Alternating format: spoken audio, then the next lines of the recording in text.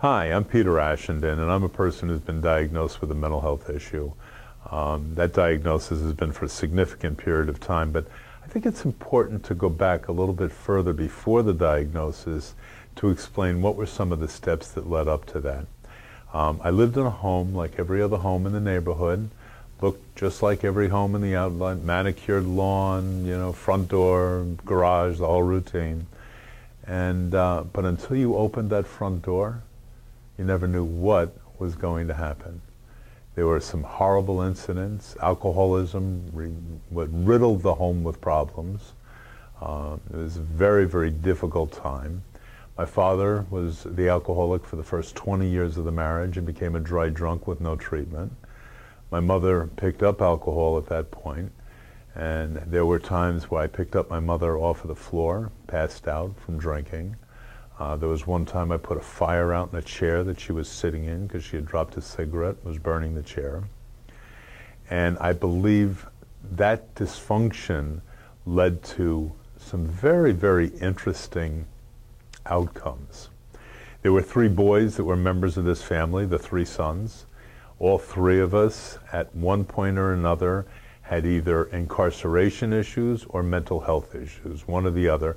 And having a mental health issue is like having an incarceration issue. It's really no different. So the things that happened within the family were very, very disturbing. I lost a brother at a very early age of 25 years of age to his addiction of heroin, and he was killed in state prison by another inmate. That was the beginning. Now let's take and move on a little bit. I was diagnosed with clinical depression, severe depression, depressive disorder, anxiety disorder, adjustment disorder, several labels. And really those labels were nothing more than a cue that something wasn't quite right with me. And if I listened to the stigma that was attached to mental illness, I would have bought into that. They put me through continuing day treatment programs. They put me through all kinds of programs. In fact, I was just sharing this story. I was in a continuing day treatment program. They were trying to teach me how to take and balance my checkbook. I had a bachelor's degree in business administration. I could have taught the course.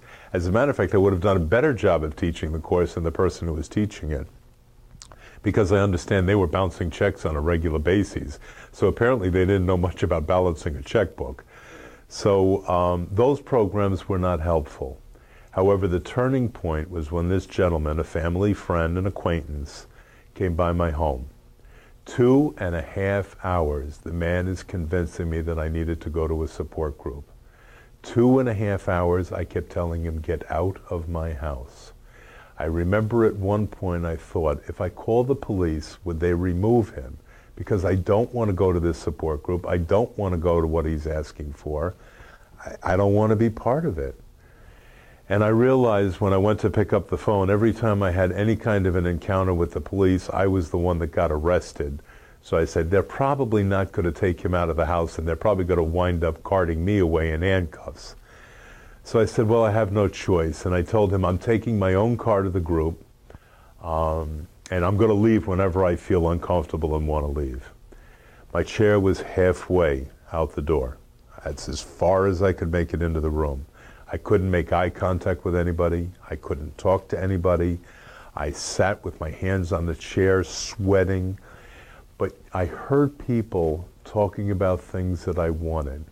I was raising 2 children as a single parent of 2 children. I was raising 2 children on a very, very meager disability income.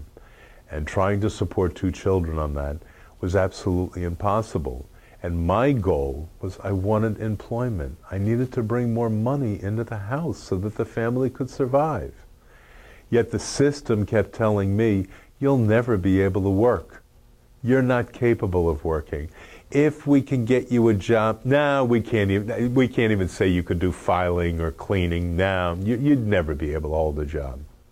I said, well, what about completing my education and going on for my master's? No, you'll never be able to accomplish that either. Well, the reality is I have. And the reality is I have had some very prestigious positions and held some positions where I'm really helping to change how the mental health system operates.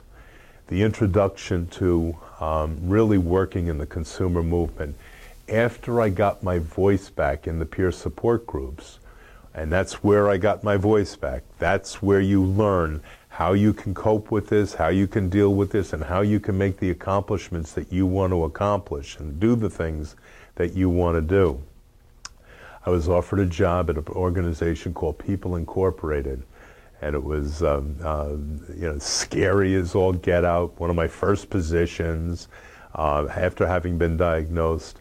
And it was absolutely remarkable to be able to help people that were in a state-operated institution to be able to advocate for either release or smoking privileges or whatever it was that they needed to be, they wanted to advocate for with me.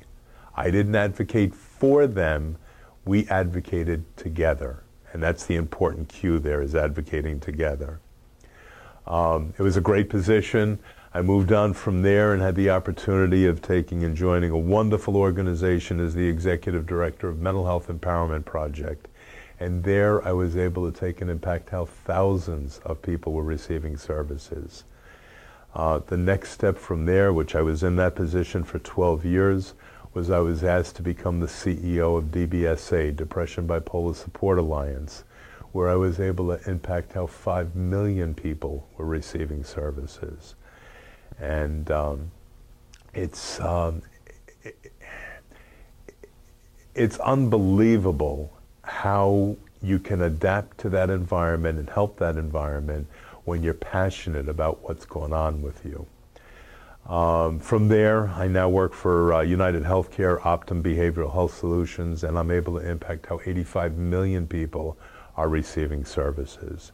And that is quite a feat for a person who'd never be able to hold a job or never complete their education.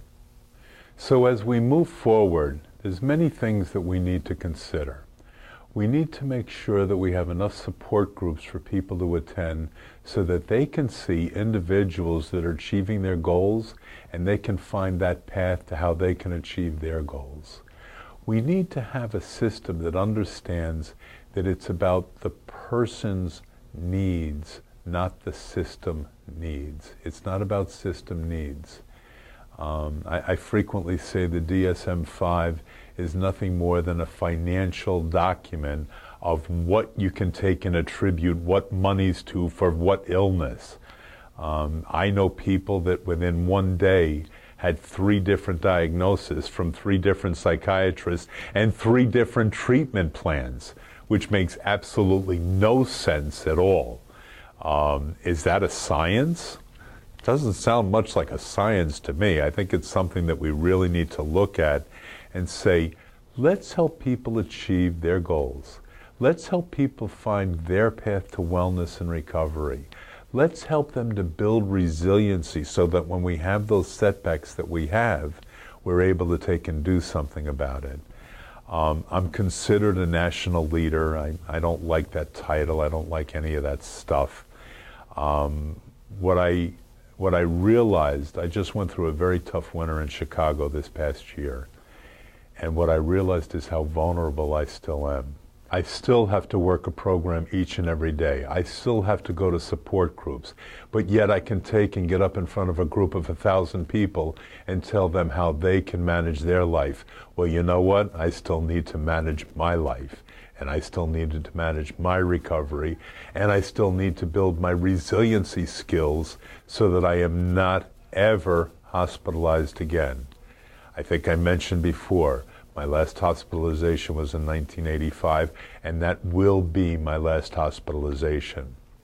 I moved to Chicago several years ago, it's about 7, 8 years ago, and I interviewed 5 psychiatrists.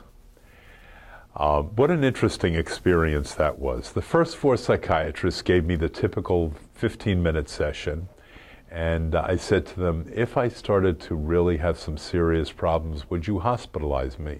And they said, of course we would. I met the 5th psychiatrist, and we talked for an hour and a half, and I asked the same question, and his response was, I've just spoken with you for a long period of time. knowing what you know about yourself and your mental health issues, I'll bring you in this office every day to keep you out of the hospital because that's a major trigger for you, and I don't want you going down that road. So he's my psychiatrist today. He's somebody I've recommended to many, many different people, and they are having the same results with him that I've had. So the point of that particular part of the story is interview your psychiatrist, interview your clinician, interview your case manager. Make sure that their thinking is the same as your thinking. Make sure the goals that they're going to try to set for you are not being listened to, but your own goals are being listened to. And develop your goals. Talk with others and see how they've achieved what they've achieved. That's how we're going to take and continue to have our voice heard and make the changes that we need to make within this system.